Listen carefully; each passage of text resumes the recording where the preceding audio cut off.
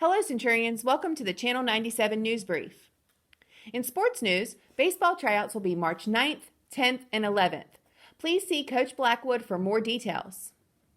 If you'd like to check out our girls' volleyball games, please see our Facebook page for the live feed. Have a great day, Centurions. Thank you for joining us as we celebrate Black History Month. Your Channel 97 team has compiled these profiles to honor prominent African Americans and their contribution to history.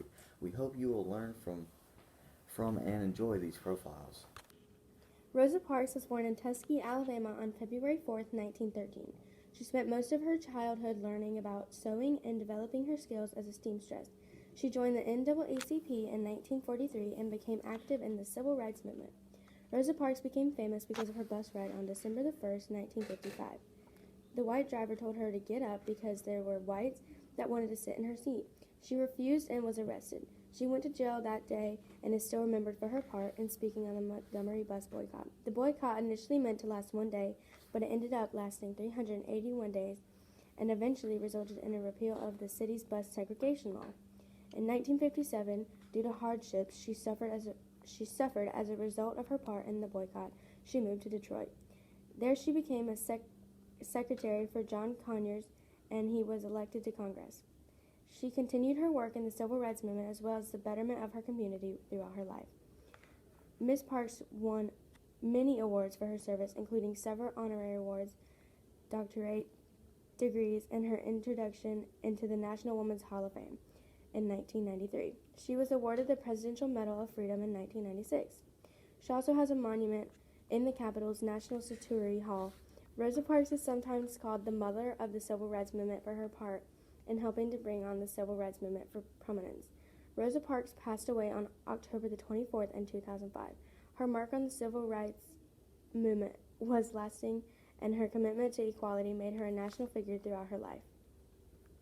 Frederick Douglass was a famous social reformer after escaping slavery in Maryland. He died February 20th, 1895. He was born in February 1818. Frederick was well known for escaping and became prominent in abolishment activity and sometimes public speaking. Frederick married two times. First, Anna Murray Douglass from 1838 to 1882. The second time was Helen Pitts Douglass from 1838 to 1882. Frederick escaped the Underground Railroad in September 3, 1838. He made a lot of books and quotes. He was a very successful and made a big impact in history. After escaping slavery, he had to find a job, so he was forced to a Biltmore ship. Douglass was a rowing town in Philadelphia, and then he moved to New York. After that, he started to be a leader of abolishment movement, and happened before and after the Civil War. Frederick was a slave for 7 years, and he was sent to plantations to do labor field. Overall, you can say that he was a good guy, and things changed people's minds after slavery, and he made books and quotes that were very inspiring. He made a big impact in our history. He had 5 children: Rosa Douglass, Charles Douglass, Frederick Jr., Annie Douglass, and Lewis Henry Douglass. Check out our Centurions making the news. New Century writers and artists competed in the Young Authors Competition during the fall. The theme for this year's competition was Let Your Light Shine. Students submitted their writings or artwork based on the theme. New Century is proud to announce that we had 2 authors and 5 artists who were selected as state winners. They are Lillian Eaps, Taylor Lee, Chloe Eisenhart, Faith Hines, Alyssa Mabe, Carolyn O'Connell, and Harper Sinnott. We asked how she felt, and she told us when she was told that she was a winner.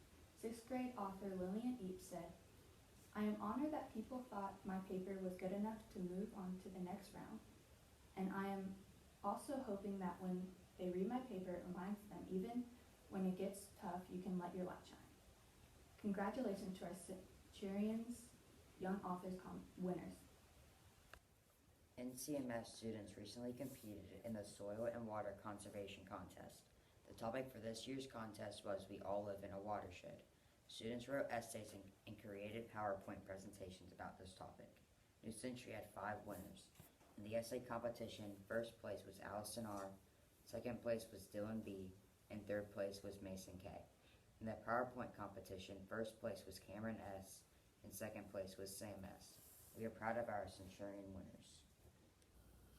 Check out our Lost and Found. If you're missing any of these items, please go to the front office to claim them. Hey everyone, Coach C here, got your dad joke of the day. What has 4 wheels and flies? A garbage truck. Thanks for joining us for this Channel 97 News Brief.